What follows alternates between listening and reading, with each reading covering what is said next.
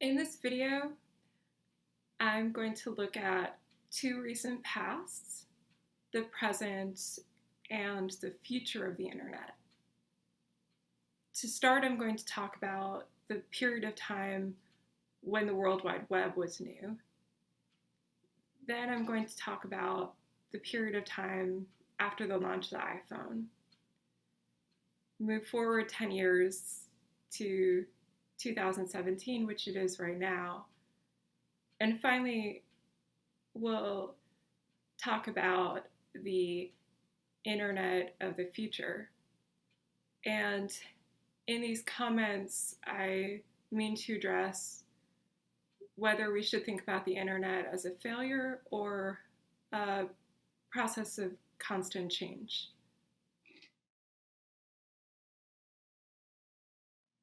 My first experiences with the internet were when I was a teenager, and this was just shortly after the World Wide Web was launched. So I was active in a lot of spaces like Usenet, chat rooms in the 90s, and web pages in general, GeoCities, that sort of thing. When I look back on my personal experiences, I am certainly nostalgic. I had really a great opportunity to make use of the internet as a place to complicate my identity and meet other people without the traditional constraints like location or just general context that is necessary to meet another individual, have a conversation. But it's very important to point out that my experience is my experience. I don't want to speak for everybody because looking back, when I look back, I see the friendships I made. But if you look at the research, a lot of the problems we complain about today, a lot of the problems that make the internet a very hostile space for users were present even then. Things like harassment, things like the white supremacist groups, the racists, the fascists. They were organizing sometimes in their own spaces, but also coming into regular culture-oriented Usenet groups and harassing people. That is not so unique to our day. And even more important, why I don't think we should really be too nostalgic about that period of time, is that in the 90s, there was a pretty significant digital divide issue. And I don't necessarily know that the first users of the internet are a particularly elite group of people, besides being of a particular wealth and privilege already. So I do feel like it's very important to talk about the internet then as a very, like, not just a self-selected group, but a group that was organized based on opportunity to access the internet. But I mean, ultimately, a lot of the nostalgia for that time has to do with it being a time before these major corporations, Facebook, Google, Apple, before they came to that unimaginable power. But I also wonder if we compare that to, the military's influence in the development of the internet, whether we're being a little bit naive about the question of ownership.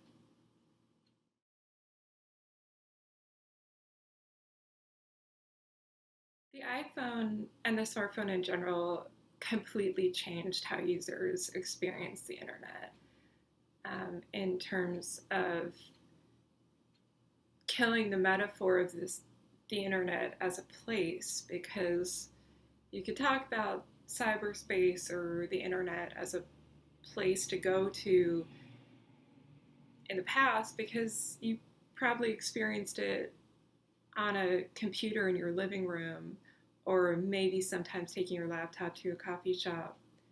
Um, but here it was on you, on your person. You had this opportunity to share things instantly because that's when social media became much more prevalent, much more powerful. And another thing to keep in mind is these past 10 years have been a process of more and more people from around the world having access to the internet and these social networks. And it's unwise to talk about that in terms of social change. That's definitely overblown. I think there's a lot written about how, you know, I mean, just look at the world politically today. I mean, Facebook is definitely not making the world more democratic. But on the other hand, more and more people have access to publishing and getting their word out there. And in some ways, that visibility has amounted to something significant. And I see that especially in the case of maybe social justice issues, in terms of activism in the United States around police brutality. And again, I think it's just a little bit unwise to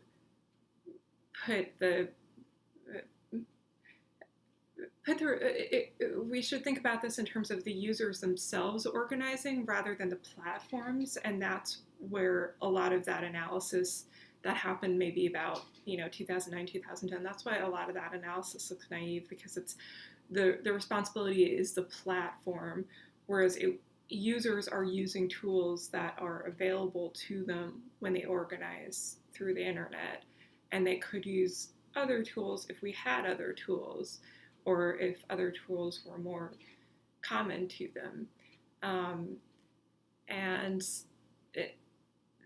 of course, the other aspect to that is that that level of organizing is not just unique to the good people. I mean, the bad activists, they can use these tools too.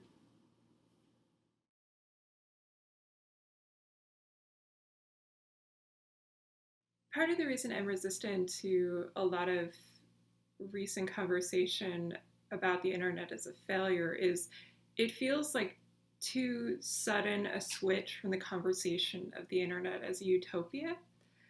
And also, I think there are two concepts that need to be differentiated here.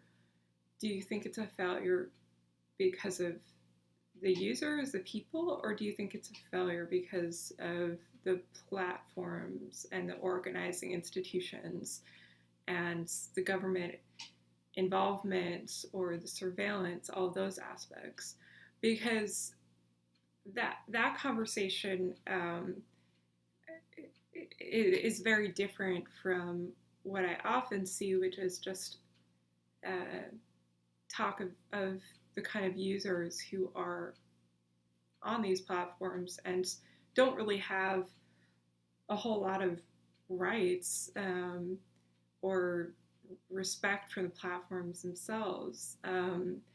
I am not nostalgic for the kind of demographics that were prevalent in online communities in the 90s. I think we've certainly improved in terms of getting more people online and able to communicate this way. But the area that has frustrated me in recent years is the lack of communication with their users, this sense that their frustration is profitable if it means more clicks, and the ad money that has flood into these social networks, where if you've posted your entire life from, you know, or you think of a child whose parents have put all of their baby photos on Facebook.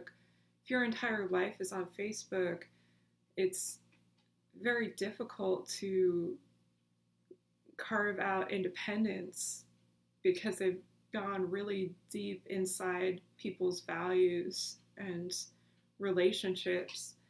Um, I don't know if that's so. I don't think that's a user's failure. I think that's manipulation on the level of Facebook.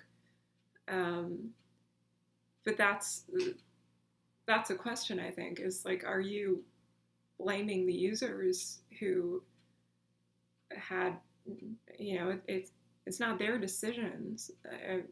They have been, you know, manipulated into behaving certain ways. That's the what we're really talking about here.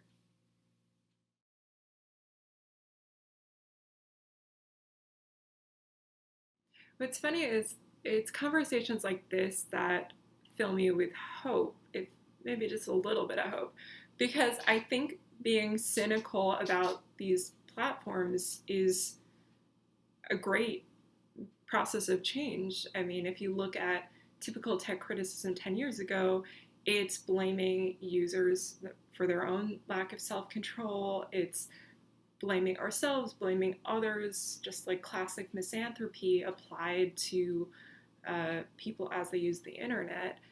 Um, but now the criticism is being leveled at the companies and what they're driving.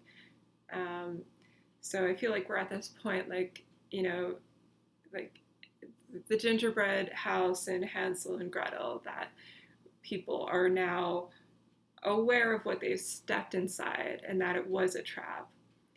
And carrying that cynicism through the technologies as they arrive in time, whether that's self-driving cars, whether that's various applications of machine learning and artificial intelligence, that cynicism, that expectation of accountability is is a positive development. All of a sudden, we have a great deal of interest and expectations for the press to hold these companies accountable. And if there's, again, this is just a sliver of optimism I have, but I do see that change away from the very accommodating tech press before. Um, that's what fills me with hope, at least.